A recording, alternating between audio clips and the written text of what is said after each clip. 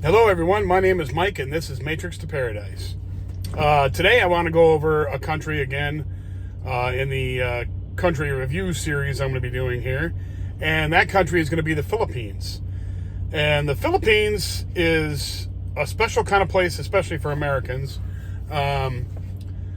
We came into possession of the Philippines from the Spanish-American War. We beat the Spanish, and we occupied not Spain, but Puerto Rico and the Philippines and Guam, I believe, was from that. So, of course, we have since, the Philippines have been set free and they have become their own country and all that. And that happened in, I believe it was 1946, right after the war. And we had a military presence there for ever since the war. Well, from the Spanish-American War, which is 1898, I believe it was, all the way until 1991, I believe it was. We had bases there. Bases there and troops there.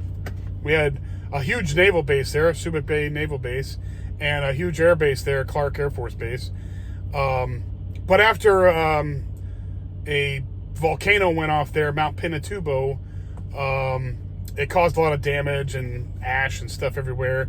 And the Philippine government was kind of sick of American presence there all the time, and they wanted to raise the rates for the bases, and we finally just said, nah, we'll head on out. So,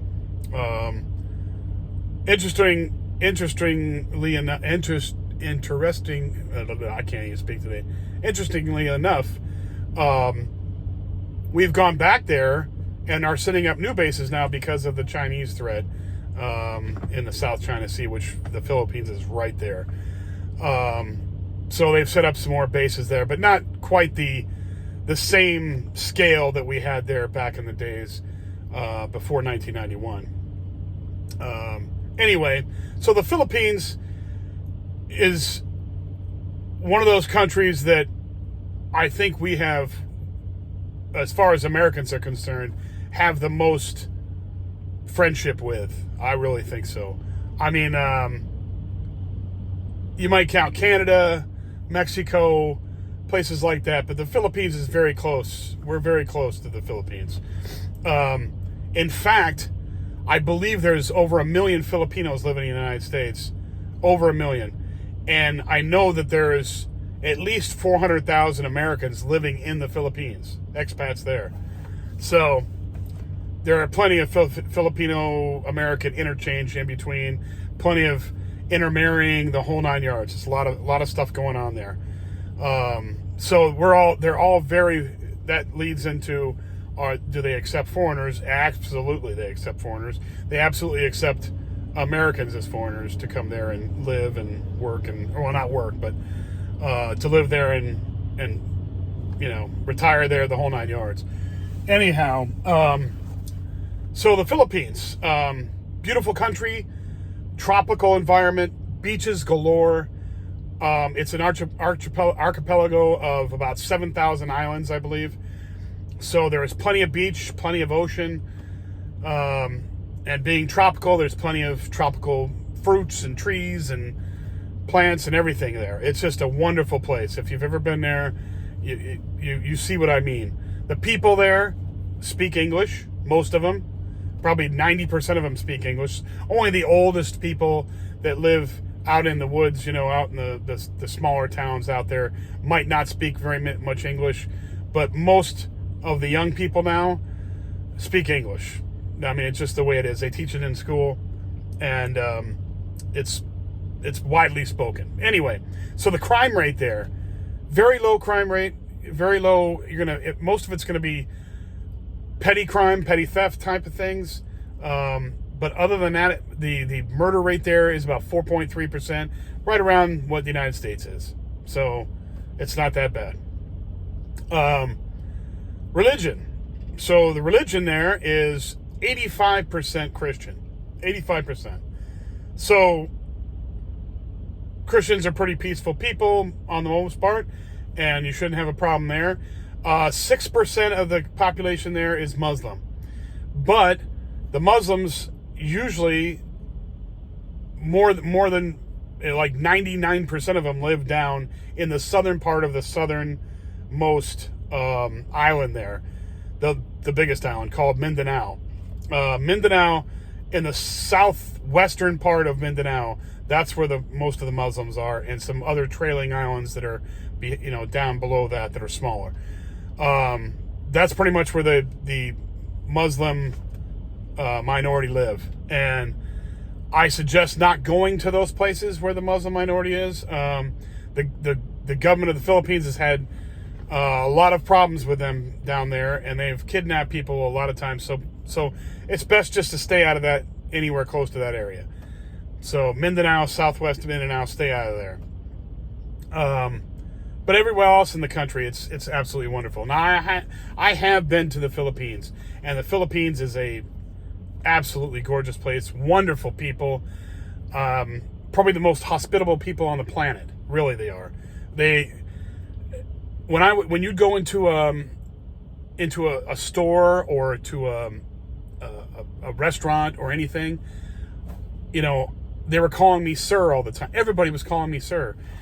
And if you were a woman, they'd call you ma'am. And it's really weird because you don't hear people calling you sir in the United States, especially young people. Very rarely. I mean, some do, of course, but very rarely. Over there, everybody is polite to the I mean, very polite to the nth degree. So you're going to find that they're very hospitable people. They're very kind and helpful people. So if you ever need any help, if you ever have any questions, they're always willing to help you. And a lot of people think it might be fake, but it's not, because everybody's like that there. I mean, they're all like that, and they still are like that when you get to know them. It's just really crazy, but that's just the way they're brought up, and that's the way they are. And I really enjoy that, not being treated like a king, but I mean, not being called sir all the time. I just like the happy-go-lucky, kind vibe that they have. I love it. The political stability there, is it stable? Yes, it is, very much so. They had some problems in the early days after independence from the United States. In the 60s, there was a guy named Ferdinand Marcos, who had a famous wife, Imelda Marcos, who had a million different shoes. But that was what she was famous for. But anyway, Ferdinand Marcos was kind of a strong man who kept setting up the government or the elections to always have him win. Well, finally they kind of had a revolution there, and he got kicked out. And ever since then, they've had steady elections. What do you call that? Elections that are not contested. They've been credible elections. That's what I should say. God, sometimes I can't think of the damn word to say, and I can't speak it. So the political stability there is great. They do accept foreigners. Like I said, there's 400,000 Americans living there, and probably a ton of British and Australian and everywhere else living there. The Germans there. I'm sure there's tons of people there living there that aren't just Americans. So 400,000 Americans, that's a lot of people there. That's a lot of Americans there. The pricing in the Philippines is outstanding. It's a little more expensive than Cambodia if you live in a big city. However, if you live in a small city, and I'm gonna sample a small city there, which is one of the up and coming places for expats to go. It's a city called Iloilo. Iloilo, which is short, they just call it Ilo. If you go to Ilo, you're gonna have the greatest prices there. For a one-bedroom apartment in the city center in Phoenix, where I live, it's $1,600 plus. In Ilo, $233. In the city center, $233, you can get an apartment there. Now, everybody says, well, the apartments are not the same as the United States. No, that's not true. You'll get a Western-style apartment with air conditioning in the whole 9 yards. It might have different flooring. It might have carpet like you want. It might have tile and all that, but you'll get a bathroom, a shower, and it won't be run down. It'll be nice. $233. Apartment outside the city center in Elo, $169. $169. How can you beat that? You can't beat that. That's just ridiculous. You can find an apartment that cheap. And if you really go searching and go talk to individual owners who want to, rent like a side house or a room, or they have a four unit, apartment thing, and they're trying to get the last one, that you might get even a better deal than that. So it behooves you to get there and network yourself out. However, $169 on the average is not bad. That's killer. That's awesome. So meals, if you go eat a regular meal at an inexpensive place, just yourself, in Phoenix it costs you $20. Just an inexpensive place. In Elo it costs you $250. $250. So right there, that's what, $18 cheaper, damn near, $17.50. So you can't really beat that. A meal for two in Phoenix would be $80. A meal for two in Elo would be $20. You can't beat that. And that's at a mid-range normal restaurant, not a 5-star, not a cheap place, but a mid-range normal restaurant. $20 for two of you. $10 a meal. That is incredible. At a McDonald's, for a $12 meal, you'll pay about $3.50 there. $3.50. How can you beat that? Now, they have cheaper stuff there. They have a place called Jollibee's, which will be really cheap. It's not as good at burgers as McDonald's, but it is what it is. You can get cheap food there. Very cheap. A pint of beer. A pint of draft beer in the United States with a local brand, say Coors or Budweiser or Miller or whatever, $5.25 in the United States in Phoenix. In Elo, 93 cents. 93 cents for a pint. So you take a roll of quarters down there and you can have 10 beers. $10 would pay for 10 beers. That's just it's incredible. Anyway, so moving along. The Philippines has a couple of World Heritage sites. I believe 3 of them are like rice terraces that were built a long time ago, but they're still being used. And they're very interesting places, believe me. And then a couple other ones, like 3 or 4 of them are historic churches that were built by the Spanish back in the old days. The Spanish had been there for 300 years before 1900. So you're talking, 1700 when they first got there. So, or maybe 1600s when they first got there. Anyway, regardless, they're old churches and they're historic sites. But the big one is a city built by the Spanish. It's all Spanish colonial, called Vigan, Vigan, and it's on the main island, but it's up north and on the coast of the west coast of the North Island, Luzon. And Vigan is a historic city that has wonderful, beautiful Spanish architecture there. It's just gorgeous. Now, I haven't personally been there. I've been to the Philippines, but I haven't been to Vigan. I'm going to go sooner or later when I go up there. But that place is just absolutely gorgeous. I've seen pictures of it. It's just wonderful. Another place to go is Manila, of course. There's the old fort there that the Spanish had there, Fort Santiago. There's tons of museums there. It's a huge, huge, monster, vibrant city. You can find anything you want there, too. The rich part of that place is Makati. There's where a lot of rich expats live. Makati.